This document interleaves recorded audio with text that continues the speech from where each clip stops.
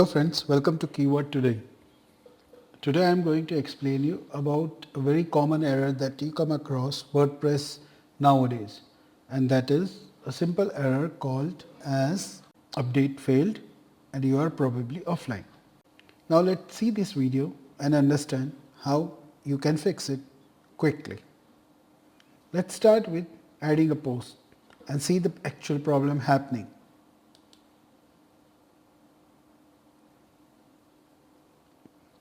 When you try to add a post, for example, I am adding a title here and then trying to publish it, you will see this problem that publishing failed and you are probably offline. So what you need to do is you should go into your cPanel. If your web server provider does not give you a cPanel, then there should be a way by which you can enter into your PHP My Admin. So let me show it to you. So here I am into my cPanel and then I need to go to my PHP admin option. It will redirect me to my PHP My Admin and then select the database that is related to that site.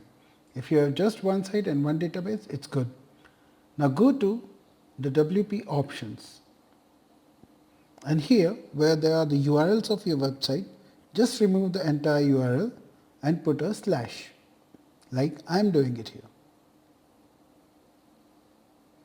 and click some other place so that it gets updated. Do the same thing with the second URL.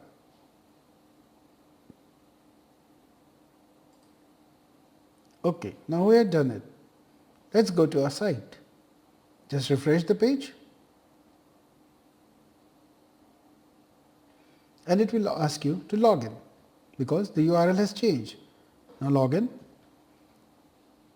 and be assured that your website is totally intact. So now I am trying to add one more post. I add a title and then try to publish it.